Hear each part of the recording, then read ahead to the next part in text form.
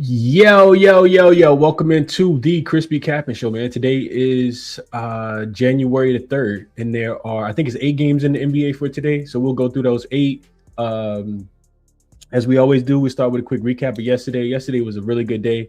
3-0 day yesterday. We had the Suns minus the 11 and a half. It didn't matter what number you got. They were able to win, covered the number easily against Sacramento last night. And then the sweaty one, boy, was it sweaty. Luke Kennard over his 8.5 points. And if you got the late line, I apologize because he missed the free throw.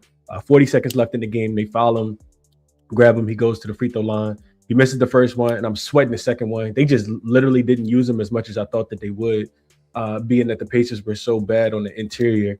I'm just watching the game like I'm like punching air yesterday. But he ended up getting there on the points over. Just really wish he would have got a little bit more 3 for Phil.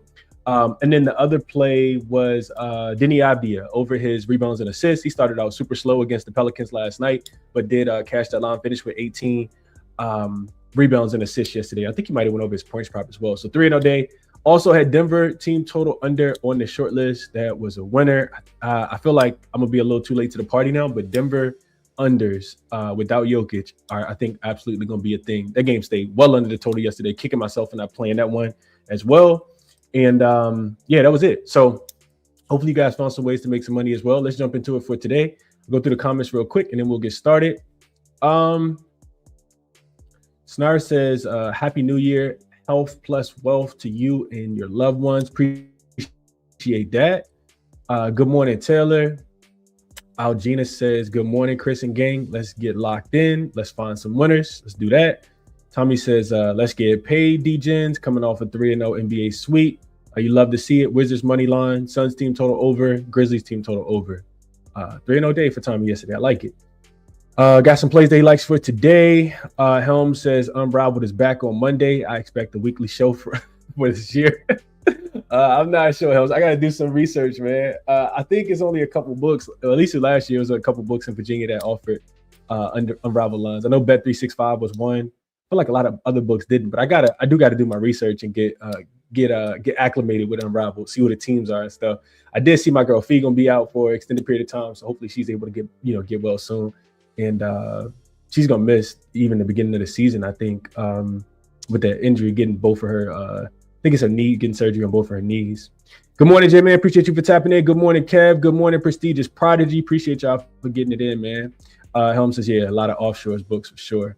Let's get into it for today. So I actually went to sleep last night without fell asleep with my laptop on my lap, trying to look into today's games because I didn't have a lot of time to get super acclimated with today's schedule, NBA schedule. So I woke up this morning super early. I've been looking at the card for the last 3 hours, last 4 hours. So I have an official play, which sounds crazy, one official play in 4 hours, but let's get into it, man. Let's get into it for today. So, and I got a bunch of leans and stuff that I'll probably end up playing as well, just kind of waiting for the injury report, some injury news. So we start with JaXon. JaXon is an AI sports betting tool for people that are new to the show. You can see on the screen here, real-time insight for smarter bets, player props, game lines, fantasy tips, and it does save you a ton of hours if you're looking into this stuff as well. So the looks for JaXon have actually been good recently. JaXon over the last 3 days is 5-1. The only under was the Charlotte and Golden State under the 233.5. Yesterday, JaXon went 2-0 again. OKC minus the 8.5 was an easy winner against the Warriors. And then San Antonio, Indiana, contrarian under 239.5, which also was a winner. I think they finished with 236 yesterday. So I asked JaXon for the same exact prompt. Why would I switch it up if JaXon has been hot? And that is the over and the under, specifically based on cleaning the glass data. And I asked JaXon to provide detailed analysis. So JaXon likes the Houston Rockets minus 7.5. It says that the Houston Rockets travel to Dallas to face a Mavericks team that's currently reeling. The spread is my top choice because of the statistical profile of these two teams. And these two teams have diverged sharply over the last month. So statistical analysis, the Rockets are currently performing like an elite contender. They rank second in the NBA in net rating at a +9. second in offensive rating at 121.8. Their efficiency is driven by a dominant interior presence, ranking number 1 in the league in offensive rebound percentage at 39.8. This means that they miss even when they miss, they generate second chance opportunities at a historical rate. Conversely, the Mavs have struggled significantly, ranking 24th in net rating at -3.9 and 28th in offensive rating at a 109.5. So there's news and narrative stuff here. Houston enters the game on a tear, winning 4 of the last 5 games, including the dominant victories over the Nets and Lakers. Kevin Durant has provided steady veteran scoring, but the real mismatch lies in the front court. Dallas is missing Kyrie Irving, which has decimated their shot creation. While Anthony Davis has production for the Mavs, he lacks the supporting cast to keep up with Houston's depth. Dallas has lost 4 of its last 5 games, and while they have been a decent ATS team at home, they're 27th in defensive rebound percentage, which is a catastrophic weakness against Houston's number 1 offensive rebound and glass attack. So that's the look on the spread. Houston minus the 7.5. That number did move to 8, I think, on most books, but there's a 7.5 out there still available. And then Atlanta and Toronto is the over. This is the total bet for today. Over 235.5. It says while Toronto has trended towards the under recently, this specific matchup against the Atlanta Hawks creates a pace-up environment that the market hasn't fully adjusted for, especially with the Hawks' recent offensive resurgence. So Atlanta plays at the third fastest pace, 103 possessions per 103 possessions per game, while Toronto typically performs at a slower grind, 25th in pace. The defensive efficiency has taken a hit recently. Atlanta ranks 6th in effective field goal percentages at 56.3%, showing they have highly efficient, showing they are when they get shots up. Toronto's defense, while ranked 5th in points per 100 possessions allowed, is missing Jakob Poeltl, which severely compromises the rim protection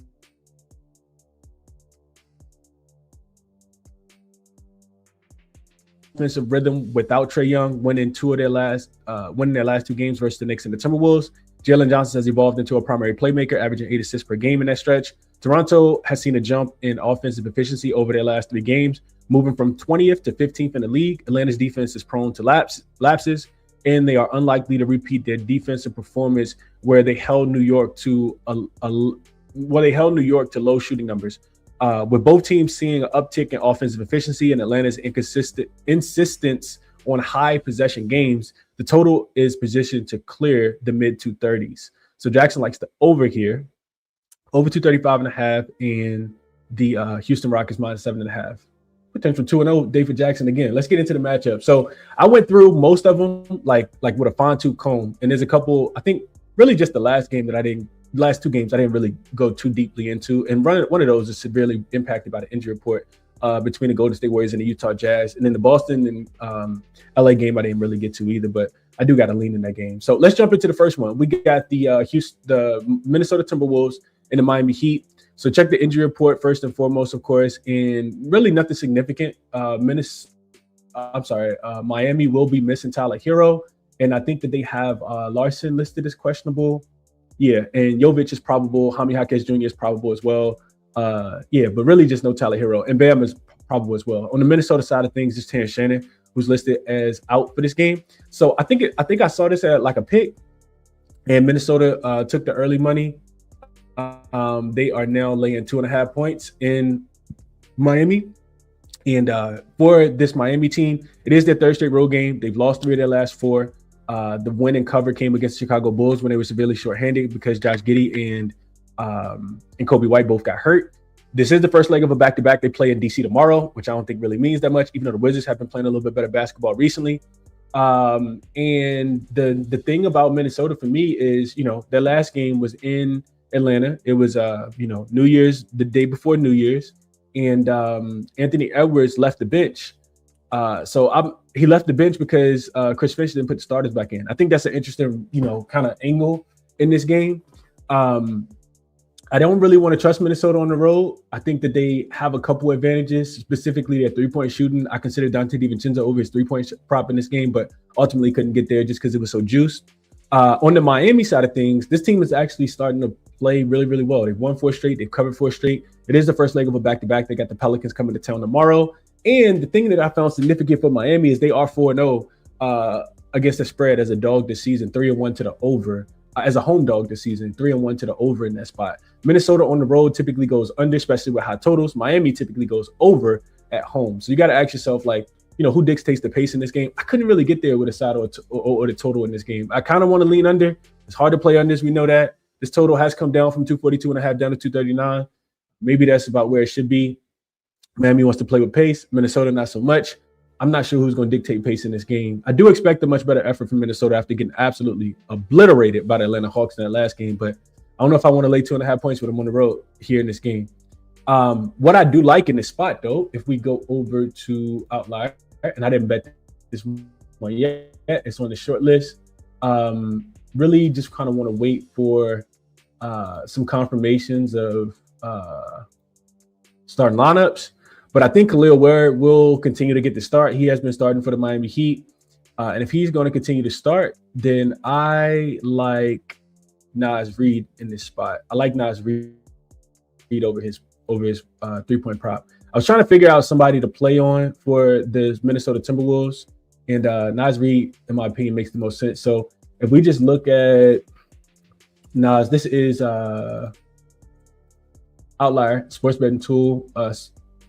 Specifically player props is what I use it for. And there's a link in the description if you guys are new or interested in checking it out. So this is Naz Reid. If we go here, we look at his three-pointers made. We can see that he did go over in this Chicago and Brooklyn game before having 0 in this last game. But what I wanted to see here was his actual attempts, which are up. We can see over his last 5 games, 9, 7, 3, 9, 7, 8, and 10 and 5. Only got 5 up in this game.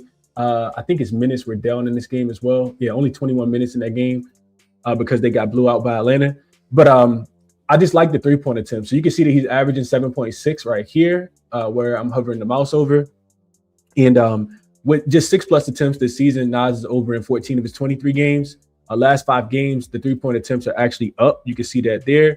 He's averaging 8.5 attempts from the 3-point line over his last 5 games. Last 2 weeks from Miami, they're actually allowing the 4th most attempts from above the break 3 and a bottom 10 in opponent 3-point field goal percentage from the above the break as well. And like I said, I think he should get guarded by Khalil Ware, who will probably sag off of him just a tad bit. Bam probably gets the Rudy Gobert matchup.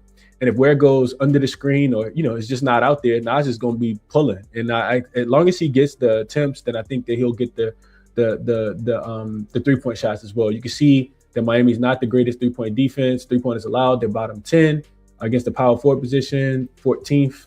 And then Naz Reid, he'll get some backup center minutes as well. But if he gets Khalil Ware, I'm just going to disregard this third as far as the attempts allowed. And I like Naz Reid, I think, the best. Somebody for this Minnesota team is going to hit 4 threes. I think it very well could be Naz Reid today. So that's my thesis on Naz Reid over his 3-point prop today. Minus 102 on DraftKings this morning when I was looking at it. I didn't bet it yet, though, in full transparency. Let's see. What are you guys seeing here? What up, 77 Figures is really disappointed in the Magic last night. That's the Magic, though. But I did think that they would bounce back with Jalen Suggs. So I did not bet the game. I really wanted to take Chicago as a home dog again, which we'll talk about Chicago in just a few. Helm says Kawhi points should be an auto bet. I kind of feel that same way. It's a really good matchup. I was thinking about this earlier. Didn't really get to that game, but Kawhi's been hooping. And the minutes should be there for him tonight. Tommy says, I can't trust the Magic on the road until they get Wagner back. Timberwolves haven't showed me I can lay points with them on the road. Give me the home dog. Yeah, they are at home. You're right. My fault, Tommy, if I said something different. Yeah, Timberwolves on the road have not been good, but I think they've been good when I looked at them off a loss this season. Real quick, let me just go back and look at it. I don't think I wrote this down because I don't think I'm really interested in betting this side. Maybe something live. Timberwolves on the road, 9-7 straight up, 6-10 against the spread. When they're coming off a loss on the road, they are 3-2 straight up, 4-1 against the number. They won and covered against the Hornets. They lost to the Kings outright, lost to the Thunder but covered, won and beat the Warriors, won and beat the Bulls. So they have been a little bit better coming off a loss. If they're off a loss and a favorite, 2-1 straight up, 2-1 against the number, beat the Hornets and the Kings in this spot. Beat the Hornets and the Bulls in this spot, lost to the Kings. Not as good a team as the Miami Heat. And they are 3-0 to the under in this spot as well. Timberwolves off a loss, typically been an under team. On the full season, they are 8-4 to the under. And in road games, I did look at road games where the total was greater than 230 was 230 or higher, and they are 6-3 to the under. But like I said, I couldn't quite get there because Miami Heat games have been flying over the total. So that's why I stayed off. What's up, Derek? He says, good morning, ChrisBeCappinn community. Miami is 4-0 straight up and against the spread as a home dog this year. Minnesota struggled on the road, 4-8 against the number. Like the Heat in this one. Yeah, we talked about it. We did talk about that. What's up, Lightbearer? Appreciate you for tapping in. Taylor is back on Rudy Gobert over his 10.5 points over in 8 of his 12 games versus teams that rank 20th or worse versus putbacks. He's been a rock all season for me so far in these soft matchups. So really interesting, Taylor. I actually, and this is what I was telling you guys. Like I spent a lot of time on this game trying to figure out a side. So what's interesting here is I can't disagree with your analysis, but I will say Khalil Ware has been starting, and I think that's one of the reasons that Miami has been playing a little bit better recently. And as far as their rebounding go, right? So Miami, they are 12th on the full season as far as offensive rebounds allowed. They do a pretty good job of protecting the rim. They are 12th in opponent rim frequency, 11th in opponent rim accuracy. Last 10 games, 10th in opponent rim frequency, 17th in opponent rim accuracy. And they're doing a much better job of not giving up a lot of second chance points. So on the full season, in the half court specifically, they are middle of the pack, right at 15th as far as opponent offensive rebounds allowed. But over the last 2 weeks, right, since about the 15th of December, they are actually second in opponent offensive rebound percentage. So I think that just goes to show, how good Khalil Ware has been. And it's the same thing with the putbacks, right? They're giving up putback opportunities. They were allowing 20. They were 21st as far as putback opportunities per game, which is bottom 10. Over the last 2 weeks, they are 4th in putback opportunities. So full season numbers, you're right, Taylor. But last couple games, Miami has done really, really good as far as like putback points per miss, putback opportunities. All this is per cleaning the glass that I have in my spreadsheet as well.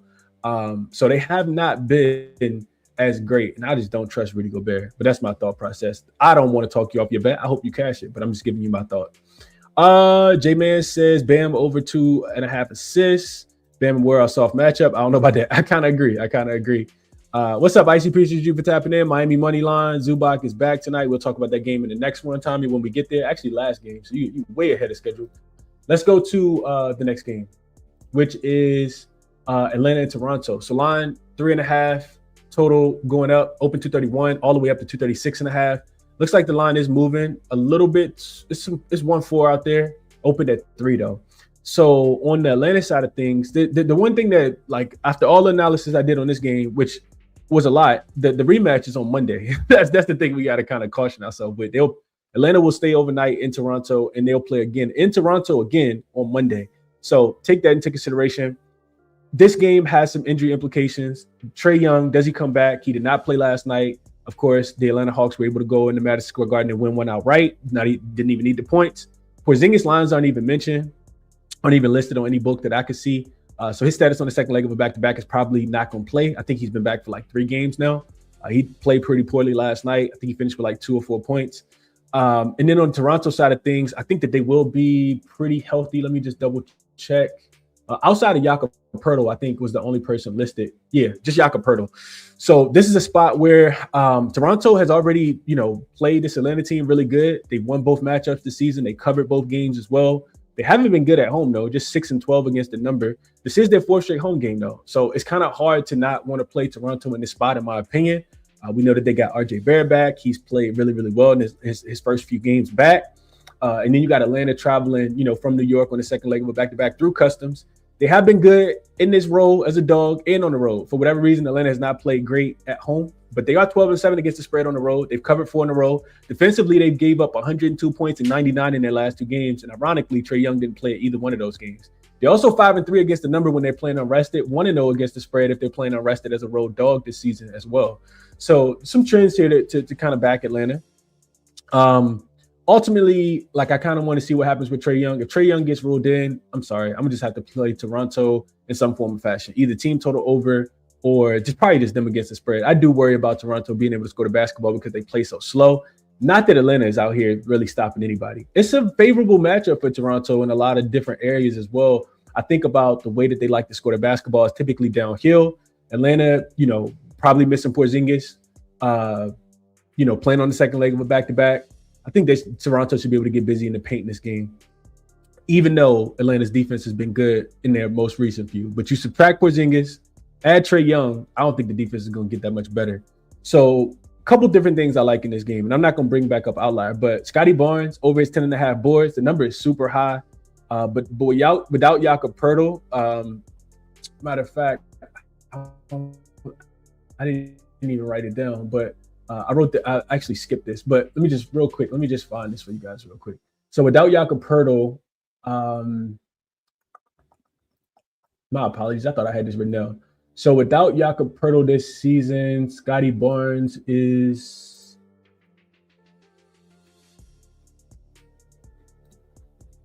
all right. So without Jakob Poeltl, he's averaging 15.9 rebound chances per game, which I think is why this number is so high. With Jakob Poeltl in, that number goes down to 12.9. So 3 more rebound chances per game in games. And he's also averaged, I think it was 13.9 13.8 rebound chances in those games as well. So if I just look at his most recent games where Jakob Poeltl hasn't played, he's had back-to-back games with 11 plus rebounds against the Warriors, against Orlando, against Denver. Atlanta allows the 6th most offensive rebounds, 6th most defensive rebounds as well, and they play the 3rd fastest pace, which could create some more opportunities for Scotty Barnes in this game. So I like Scotty Barnes over his boards. I know the number is pretty high. It looks like it has been bet down a little bit to – there's some 9.5s that are available as well. I like the look for Scotty Barnes to go over his boards today, especially 4th straight home game. You get Atlanta team on the second leg of a back-to-back that's going to be missing some bigs, at least one big in this game. I like Scotty Barnes' boards. The other thing I looked at was RJ Barrett over his points prop. 15.5. RJ gets a ton of his points, 61% actually in the restricted area, 10 feet or less from the basketball goal. Atlanta's defense without Porzingis will probably take a step back, in my opinion. In the 2 games that RJ has come back, he's attempted 13 shots in both. In games where he has just 12 shots versus teams that are bottom 10 in points allowed in the restricted area, he's actually over in 6 of his 9 games, averaging right at 20 per game. So I know RJ minutes have been, he hasn't really ramped up, but 3rd game back, haven't had to travel at all. Like I kind of like the line for RJ Barrett in this spot. I think he's in a really good matchup. The 2 games that he's played so far, 24 minutes and 24 minutes. And those are the 2 games that he's played so far since returning from injury. So I like the look for RJ Barrett. I think fast-paced game, it makes a lot of sense. Him over his 15.5 points. I think it was -110 on BetMGM. It's the best number.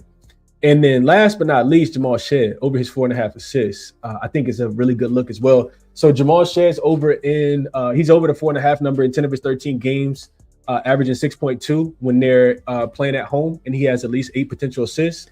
The reason why I bring the potential assists up is because Atlanta's bottom 10 in assists allowed. Shead gets nearly 50% of his assists at the rim, which Atlanta really, really struggles to guard. They allow the 4th most points at the rim. So if Jamal Shead sees the minutes, he should be good. And I also checked Jamal Shead numbers when they have the whole gang, right? When they have, Emmanuel Quickly, RJ Barrett, and I don't think Brandon Ingram's really missed that many games, but I did look into this when they had everybody, and his numbers are still pretty good. He actually has he averaged more assists with those guys in, with Quickly and RJ in.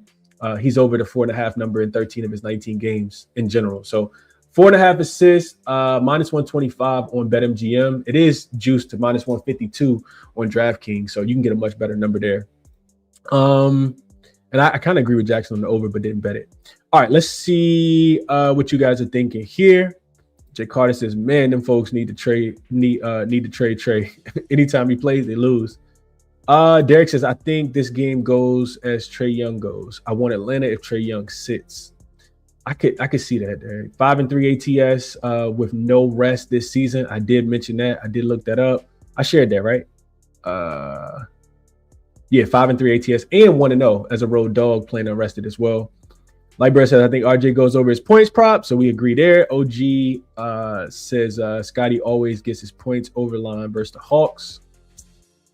Okongwu over his points and rebounds. Lightbird says, "Bet at your own risk," says I have the Hawks scoring 60 first half points, 6-4 to scoring that in their last 10 games. And the Raptors allow the last 4 teams to score 63 or higher against them. 3 of those teams were at Toronto. I don't know why, but now that you say that, Toronto has been struggling out the gate recently. Yeah, they struggled against Denver. They didn't have the lead, even though it was Denver's first game without Jokic. They also struggled against Golden State. Came back. It was a big fourth quarter for them there, so that makes sense. All right, let's move to the next game. I'm spending too much time on these, but it's all good. Next one up is do me a favor, take a second, hit the like button if you're new, hit the like button if you're old, subscribe to the channel if you guys are not. If you think that this is great insight, do me a favor, hit the like button. It helps out the algorithm, and I appreciate you guys for it. Let's continue. Blazers versus Spurs. Game we played in San Antonio today. This line open, I think San Antonio was laying 7. It's up to 8.5. Total open 241.5, and it's come down to 237.5 is what I see. So we look at the injury report. Portland, horrible spot for them. I was considering just laying the points last night. I did not. Jeremy Grant is listed as questionable in this game. I want to say Jeremy Grant did not play yesterday. If Jeremy, we'll see what happens with Jeremy Grant. I feel like he's probably not going to play, but Portland, I think absolutely. So yeah, he did not play last night against the Pelicans. And then no Scoot, of course, no Drew Holiday. On the San Antonio side of things, Wemby is listed as questionable. It said that he would likely play. I'm not sure. Devin Vassell didn't play yesterday in Indiana either. So I wrote my notes. I had this game circled 2 weeks ago. Fade Portland on the second leg of a back-to-back, third and fourth and sixth, and fifth and seventh. But I don't know if it's really that simple, right? Because Portland is one of those teams that plays well on the second leg of back-to-back games. This Portland team, they won 3 of their last 4. They've covered 3 of their last 4. It is their third straight road game. On this opposite side, San Antonio has been really, really good recently. They're really, really good at home. 11-5 against the number, 7-3 against the spread in their last 10 games. Back-to-back wins and covers against the Knicks and against the Indiana Pacers after dropping 2 in a row. They do have 2 days of rest after this game before playing in Memphis on Tuesday. And they beat the Portland Trailblazers early this season, 115-102, back on November the 26th. That game did stay under the 239. So this one for me is really just a confirmation of like if Wemby is going to play, because I like what the San Antonio Spurs are doing right now. I know that they're playing on second leg of back-to-back, but they're 3-1 to the under when they're playing unrested. And this is, I guess I should say this, Portland team total under makes the most sense for me, in my opinion here. 114.5, wish I could have got it a little bit higher, 115, 116. Not sure what it opened at, but the total is down 3 points, so it's probably just open 1 point higher. San Antonio is 3-1 to the under when they're playing unrested. The average total is 232 points. Portland is also 4-2 to the under when they're playing unrested with the average total of 235 points. Looking at Portland, their last 2 weeks of play, they are the 5th worst offensive rated team, so really struggling to score. They're taking a lot of their shots at the rim, the 12th in frequency, 7th in accuracy. With Wemby in, I don't think that's going to work. He's probably going to alter a lot of those shots at the rim. Portland has also slowed things down a lot. They're actually the second slowest team in transition frequency, 3rd worst in scoring in transition per possession over the last 2 weeks. And San Antonio has been top 10 all season in transition defense. From a trends perspective, when I look at teams that are playing 5th game in 7 nights coming off a win specifically, it's typically like a scheduled loss spot in that next game. Those teams are 7-3 to the under on their team total. That's all been this season. Really just want to wait, on the Wemby to be confirmed in news, because I know that, Mitch Johnson and the San Antonio organization has been super cautious with him on the season. But it should be a spot where Portland runs out of gas. The win last night wasn't necessarily the easiest. I think after the second quarter, they kind of took over and took control. But that Pelicans team, was just really, really they were really shorthanded last night. No Derek Queen. Herb Jones was out. Trey Murphy got ruled out. Like, they were down some bodies last night. I think the way San Antonio was able to go in to Indiana, and I thought Indiana had a chance last night. They did not. But I think San Antonio should be able to win this game. Really difficult to fade Portland on the second leg of back-to-backs. They've been good historically in this spot, but that's what I want to do. I want to take their team total, Portland team total under, or just bet San Antonio on the spread. Let's see if you guys have thoughts. Nobody got a thought on this game. Jay Carter says he'll play the Spurs again, though. Alexander Walker's been hooping on the Spurs again. Yeah, Carter, I think it's only Spurs. 77 figures is cash Spurs in Indy last night. I can't go back to the well here off of it. Okay. So yeah, team total under for Portland would be my strongest look in this game. Really wouldn't surprise me if somebody rested. I'm waiting to see what happens with Jeremy Grant as well. But even if Jeremy Grant comes back, it'll be his first time playing in like 2 weeks as well. So we shall see. All right, last game that we're going to go through as far as big game breakdown is this Houston Rockets and Dallas Mavericks game. So line in this one open with Houston laying, I think it was 7.5, 7. It's up to 8, 8.5 now. Total has come down from 228 down to 226. And on the Houston side of things, I think only Steven Adams is listed as questionable. He didn't play in that game against Brooklyn a couple nights ago due to a right ankle sprain. We'll see if he plays. I kind of do want Steven Adams in this spot if I want Houston. And on the Dallas Mavericks side of things, nobody's on the injury report outside of Kyrie Irving. So Houston has been good. We know that on the road, 12-7 against the number. They've won 4 in a row. They've covered 3 of their last 4. Dallas is just 2-8 against the spread in their last 10 games. They have 4 straight losses, 7 straight non-covers. Houston has revenge in this spot. They lost 122-109 back on the 6th of December, so about a month ago. And in that spot, Houston was playing 5th game in 7 nights as well. And that game went over the total of 221. Houston just really didn't bring it defensively in that game. So the way, like, the more I looked into the game, like, I'm thinking Houston should be able to come in here and win the game, cover the number. But ultimately, like, just looking through my numbers, the thing that made a little bit more sense to me was Houston team total. Like, it's at 116.5 on FanDuel, but it's 117.5 most books. And it's not too produced, it's like minus 115. So we got a Houston team that does play slow. They're the second slowest paced team in the NBA, but they're second in offensive efficiency over their last 5 games. I think getting Tari Eason back helped a lot with that. Just his ability to be able to knock down threes, force turnovers, like, he helps the offense a ton. They're averaging 127.5 points in their last 5 games. And the reason that's significant is because Dallas wants to push pace. Dallas is actually 5th in pace over their last 5 games on the full season. They're 6th in pace, so it's nothing new. But defensively, they haven't been good. Just 21st in defensive rating over their last 5 games. The other thing that sticks out to me is Houston is a team that when they don't score, it's typically because they're protecting they're struggling to protect the rock. The 29th in turnover rate in their last 5 games and on the full season. Houston will give you the ball. However, Dallas forces no turnovers. They're 25th in opponent turnover percentage on the season, 28th in their last 5 games, so even worse.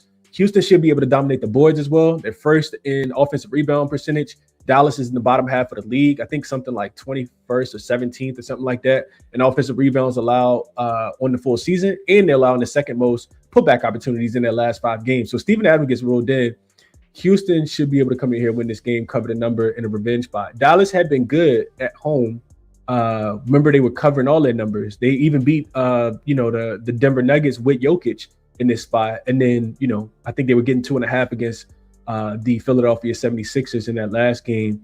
Tyrese Maxey back in Dallas absolutely put on a show, and they smoked Dallas in that spot. And I don't know. I think I just want to continue to fade Dallas in this spot. So look to me towards Houston team total over. I think that could be a little bit more of a safer bet. But if Dallas wants to push pace, Houston will gladly do that. And I think be efficient enough to get to their 117 in this game. So that's my thought process on this one. No comments. Am I even live? Can you guys hear me? Everybody like shopping? What y'all doing, man? In the gym? Yeah. So that's my thought process on this game.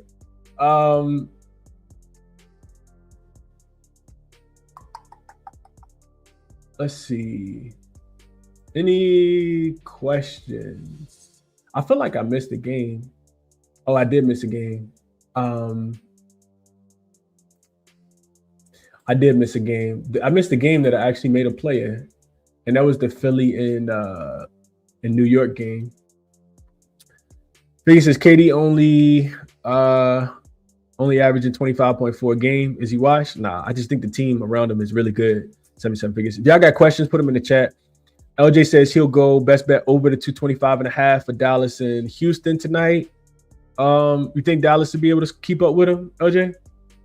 And be able to put some points up?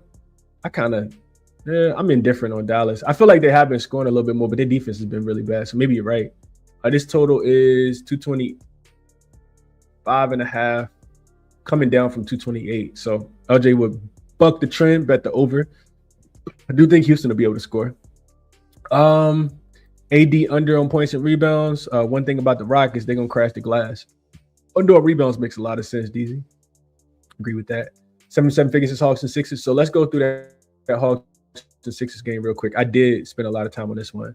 So Philly getting 3.5 points. They open as 2-point dogs. Line has moved towards the Knicks. Total about where it opened, 232 and a half. So Embiid is listed as probable. He should probably play, but we always got to take that with a grain of salt. And I think he's the only person on the injury report that Trenton Watford, of course, continues to be out, and no Kelly Oubre. But on the Knicks side of things, it's significant, and I think that's one of the reasons you kind of want to wait. So a couple things here. No Josh Hart. He's gonna miss at least another week. Landry Shaman is doubtful. We'll see if he plays on the second leg of a back-to-back. After that, I don't think he played last night. Karl-Anthony Towns listed as questionable. He was ruled out yesterday with an illness. And then Mitchell Robinson, due to injury management, was out yesterday as well. Maybe they were saving him for the Philly game. But yeah, they needed him against Atlanta last night for sure. So you kind of missing a lot of bodies. Outside of all that, Josh Hart, potentially no Mitchell Robinson, Karl-Anthony Towns, not knowing if he's going to play. Outside of all that, then you also got a terrible spot. This is second leg of back-to-back, third and fourth and sixth for the New York Knicks as well. Philly has been great on the road. We know that. They're the best ATS road team in the NBA, I think. 11-3-1 against the number. They've won 2 in a row, covered both games. And that was after, failing to cover and losing 3 in a row. We bet them against the Memphis Grizzlies. That game had to go to overtime. They won and covered that one in overtime. BJ Edgecombe hit the big shot with no time left. And then in their most recent game against Dallas, they got down big in the first quarter, still were able to come back and win that game, covered the number pretty easily against them as well. It is their last game of a 5-game road trip. So a little bit of fatigue maybe comes into play in this one. Knicks do also have revenge. Philly, we talked about liking Philly the last time that they played. Philly was able to go in there. They didn't even need the points. They won the game outright, 116-107 back in early December. That game went under the 228 and a half.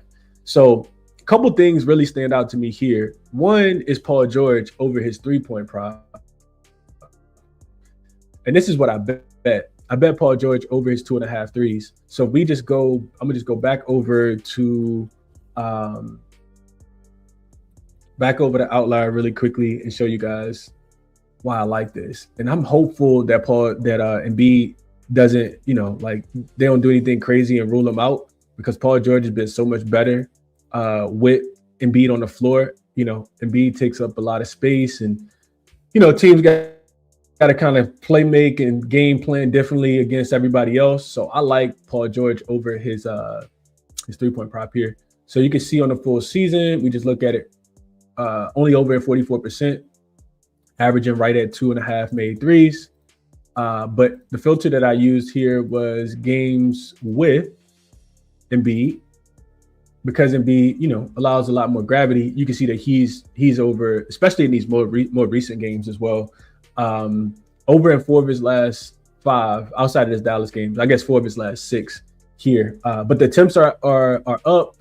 The percentage, you can see, shooting 40% from the 3-point line as well. The minutes are solid. Dallas is a team that runs you off the 3-point line anyway, so it makes sense that he went under. I actually looked at this under. It was like minus 166, which is why I didn't play it. But yeah, at 3+ threes. So what I wrote in my notes, PG averaging 6.4 threes per game with Joel Embiid. Averaging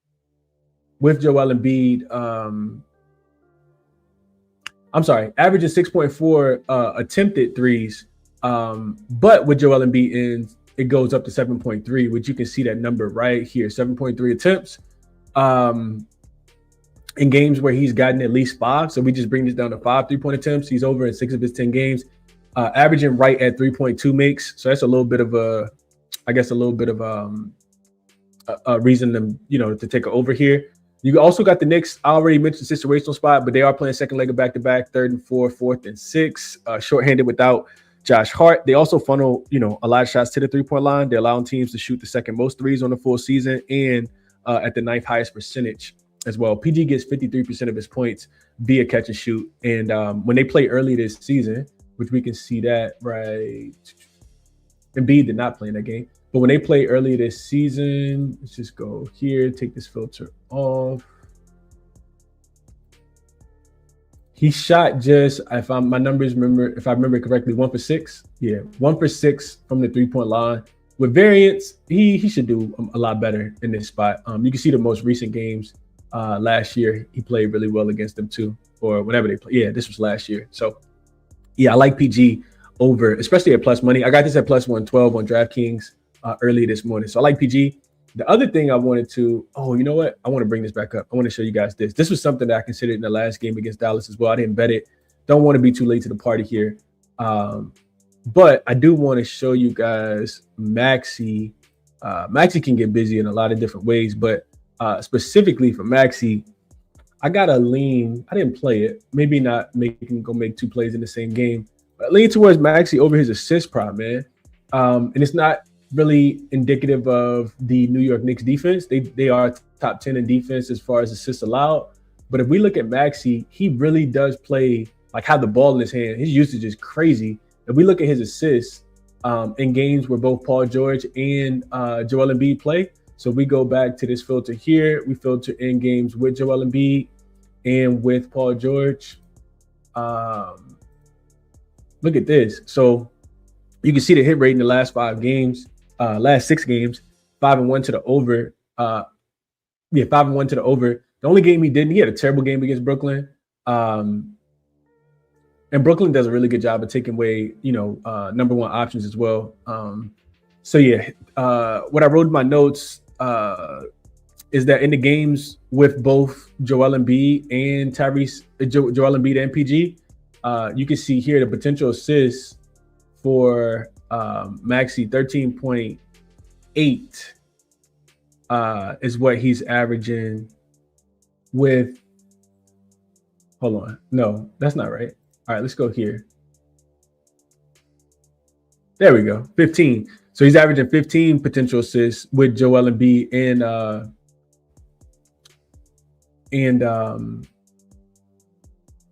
Joel Embiid and Paul George in. He's averaging 15. You can see the number right here. 15 potential assists with both of those guys playing. Versus on the full season, just 13.2. So in games, he's over in 5 of his 6 games with both of them clearing with at least 9. You can see that here with at least 9 in 4 to 6 games as well. With just 13 potential assists, he's over in 10 of his 13 games, averaging 8.5. The Knicks, like I said, 10th in assists allowed on the season, but they do give up a ton of assists to the above the break 3. But Maxey gets 1/3 of his assists on the full season. They're playing on the second leg of back-to-back. With no true guard to really stay in front of Maxey, so I think that they're going to struggle to stay in front of Maxey. He should be able to kick out. I know 7.5 is a pretty high number. It is plus money for a reason at plus 116 on FanDuel, but I think Maxey's in a pretty good spot. He also had 9 potential. He had 9 assists on 19 potential the last time that these two teams played. So we just go head to head and we take this filter off here. You can see that this season in the head-to-head matchup, which only happened one time, he had 9 assists on 19 potential. So I think it's a sneaky look on Maxey over his assist prop in this game as well. Had that in my notes. Any other questions really quickly before I get out of here? Let's see. What up, Mark? He says, I split Houston minus 7.5 and the team total over 116.5. I like it. Derek says, Charlotte catching a point in Chicago has to be a play, right? Yeah, Derek, you're absolutely right with this one. Let's see real quick in my notes. I didn't bet it. Interesting to know. I want to see what happens. A couple different things. So especially on the Charlotte side of things, if I want to bet them, does LaMelo play or rest on the second leg of a back-to-back? We know Plumlee's out. He's going to have surgery. Does Ryan Kalkbrenner come back? Because Diabate got ruled out last night. Maybe he got ruled out because they wanted him to play on the second leg of a back-to-back. But, I mean, if Kalkbrenner gets ruled out and Diabate, then there's no center at all. And this, I think then you really want to know if LaMelo's going to play. Charlotte is second leg of back-to-back. They're 6-3, 6-3-1 against the number. They covered against the Bucks last night. They have lost 3 in a row. Defensively, they have struggled, 120 points given up in 3 straight games. The Bulls are also playing second leg of back-to-back. They're 7-3 against the spread in their last 10 games. This is the last of a 6-game homestand. Back-to-back covers and wins against the Pelicans and Orlando Magic last night. But, when I think about this game in the unrested part, that's the first thing I looked at was how did these teams do on the second leg of back-to-back? Charlotte is a perfect 6-0 against the number when they're playing unrested this season. 5-1 to the under as well, which is crazy.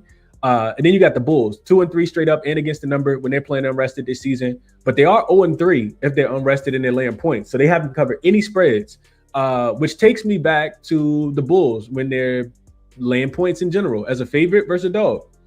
As a favorite, 2-12-1 against the number when they're laying points. Don't want them in the spot. 14-4 when they're laying points when they're getting points as a dog. So the question you got to ask yourself is if LaMelo is going to play, and I don't think it's really that simple because when I was looking through the game logs, LaMelo has played. Charlotte, I just mentioned they had 6 back-to-back so far this season. Melo's played in 3 of them. So it's like he plays one, he doesn't play one. He plays one, he doesn't play one. And he only played 26 minutes in that game last night against Milwaukee. So I do think that Charlotte is live to win this game. And I think that's the reason why the numbers come down a little bit. But I want at least one center in for Charlotte. And I also want LaMelo to be I want LaMelo to be in if I'm playing that game. Let's keep going. Man points over is a nice look, I think. Yeah, that makes sense because a man over because he's somebody that attacks the rim. Dallas doesn't give up a lot of catch and shoot stuff. They do a really good job of running you off the 3-point line. One of the better 3-point defenses in the NBA, but they get pummeled in the paint.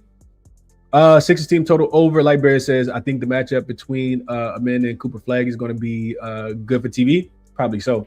76ers, especially if Knicks have Cat or Mitchell.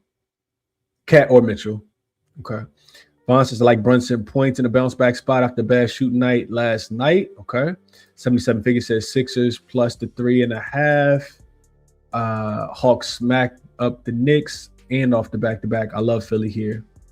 I think Philly is live too, man. I just worry about the fatigue spot, 77 figures. Last of a 5-game road trip. They might be feeling themselves with 2 back-to-back covers.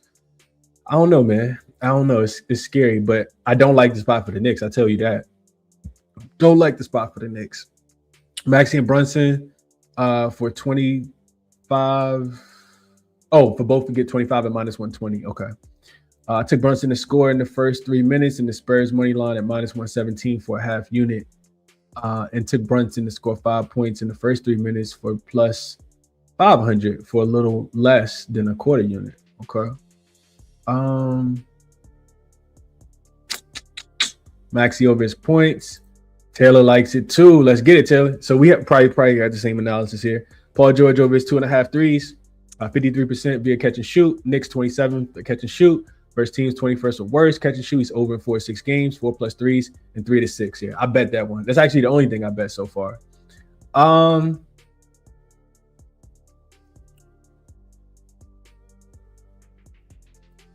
to hear this. It's starting off the year well. Had the best day.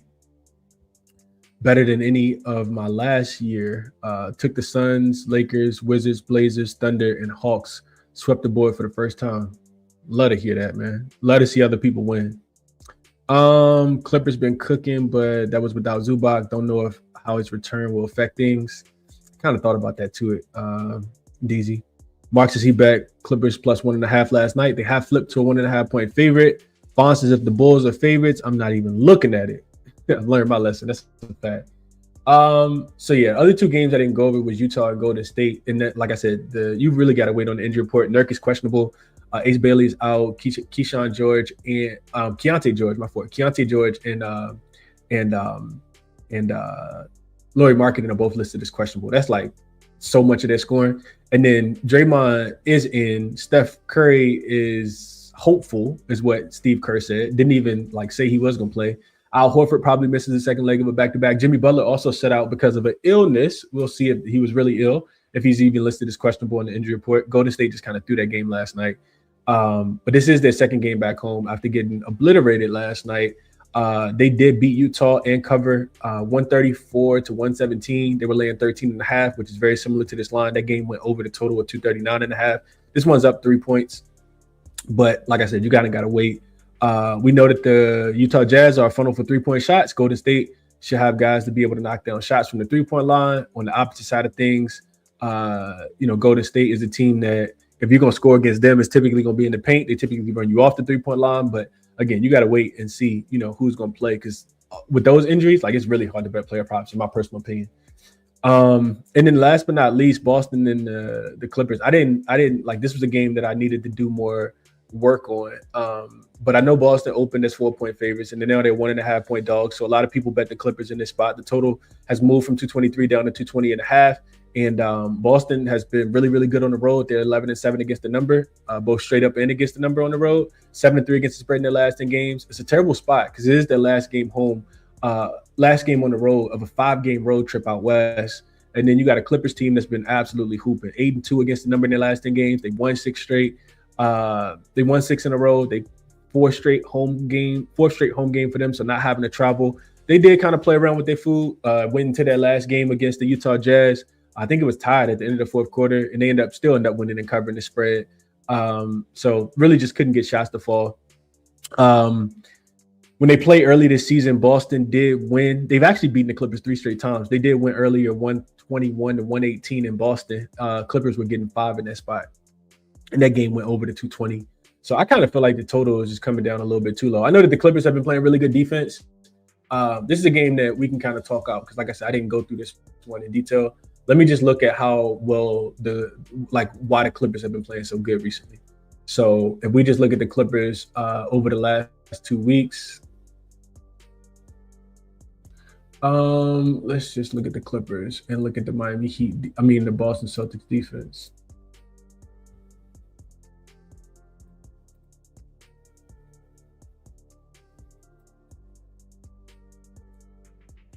All right, so Clippers' last 5 games are first in offensive efficiency, second in defensive efficiency, first in overall efficiency, 5th in points per game, first in opponent points per game, only giving up 100, playing at the slowest pace, and they played against the 4th easiest strength of schedule. Boston, on the other hand, last 5 games, they are 11th in scoring, 5th in points allowed, 4th in offensive efficiency, 8th in defensive efficiency, 4th in overall efficiency, 24th in pace, and they played against the easiest strength of schedule. Boston schedule, they played against the Kings. They played against some cupcakes. Portland, they lost that game, and then they played against Utah. So they have played against a super strong, easy schedule. I guess let's look a little bit deeper. So, all right, so let's look a little deeper. Let's go. Let's go into the actual matchup. So Clippers last 5 games are struggling with turnovers. Boston's not turning the ball over, not forcing a ton of turnovers. Clippers are 24th in turnover rate. That stands out. Clippers also getting a bunch of points from the free throw line. They are 1st in free throw rate. Boston actually fouls at the second fewest rate, allowing the second fewest attempts. Let's see. Clippers shooting the 3-point shot really well, 1st in frequency, 4th in accuracy, and the Celtics getting steamed from the 3-point line, 30th in opponent 3-point frequency. So Boston's funneling a lot of shots outside of the paint. This may be a Zubac under, and giving up a bunch of threes. The Celtics are. All right. So then the Clippers in the half court, they are 12th in points scored per play in the half court. Boston 7th in defense. Clippers not really getting out and running. 26th in offensive transition frequency. 8th in points scored, though. Boston doesn't give up a ton of points at all. They're actually 1st in opponent frequency and 2nd in opponent points given up per transition play. So if we flip this, so you got a team that's shooting the 3 really, really well against a team that's not defending it well. Zubac coming back. We'll see what that means in that regard. All right, so we flip this and we look at Boston's offense versus the Clippers defense. So Boston, we know, a team that shoots the most threes, 1st and above the break 3 frequency, 2nd in overall 3-point frequency, last in rim frequency. That's both full season and last 2 weeks. Boston's offense has been good. The 3rd in frequency, 6th in efficiency. They are taking a lot of shots above the break 3, 4th in opponent 3-point frequency as well. This could be a Boston team total under spot. Both teams play super slow. The Clippers are really good against the 3-point shot. They're actually 6th in the last 2 weeks, 6th in frequency, 3rd in opponent accuracy, holding teams to 31%. Now that's the drastic change for the Clippers. On the full season, the Clippers are 23rd in defensive rating, 119 defensive rating. Last 2 weeks, they're 9th in defensive rating, 4th in opponent effective field goal percentage, and the 3-point defense has gotten so much better. They were giving up 37.8% from the 3-point line on the full season. Last 2 weeks, they're actually giving up 31.7%, which is 3rd in opponent 3-point frequency. So if the Clippers are not going, if the Boston Celtics are going to be forced off the 3-point line, there could be a couple unders to like in this game. Derek White, I'm thinking about him. Peyton Pritchard. Clippers defense has been good, man. Boston's not a team that runs. They're actually the slowest paced team as far as getting out and running in transition. They run the least amount. The Clippers have been pretty good as far as frequency. The Clippers will allow you to get out and run in transition. Looks like their opponents are running at the sixth fastest rate. I guess the sixth most frequency is sixth highest is for the Clippers opponents, but they are 7th in points allowed in transition. So yeah, I think Clippers are the right side. I think the Clippers can win the game. And I think a Boston team total under makes a lot of sense in this spot as well. Right now, Boston's team total, this total is continuing to drop too. Boston team total is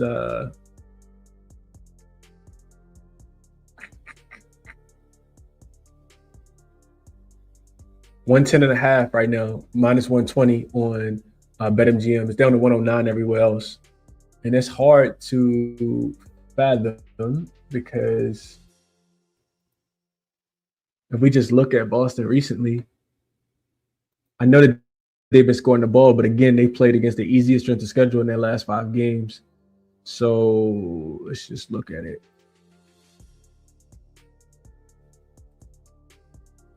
Yeah, they got to 120 against the Kings, 129 against Utah, 108 against Portland, 140 against Indiana. They have played some really cupcake opponents. They played the Pacers twice. They got to 103 against the Pacers in the first one, 140 in the second one. Portland 108, Utah 129, and then Sacramento 120.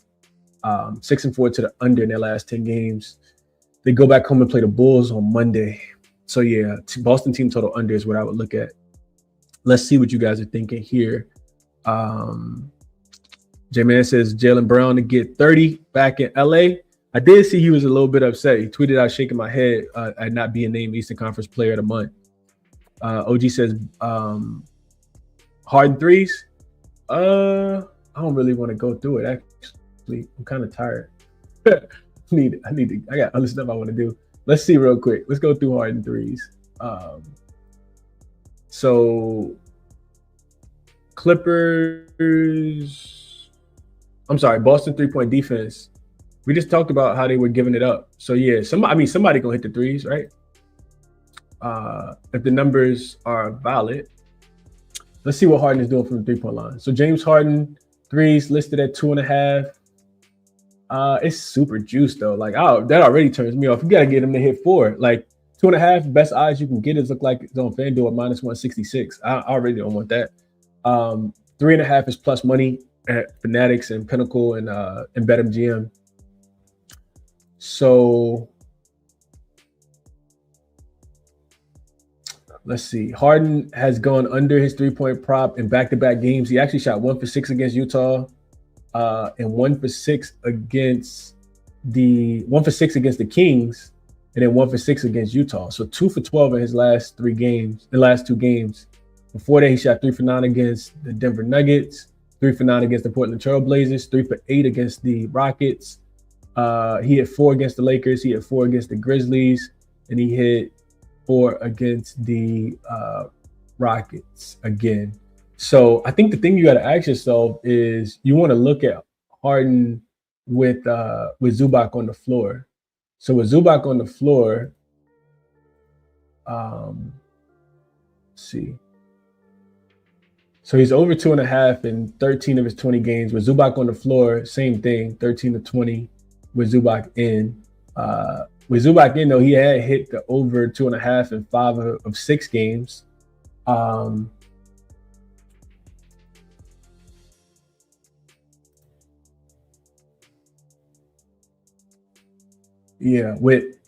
in favorable matchups against as far as like opponent 3-pointers allowed, which the Boston Celtics ranked bottom 9.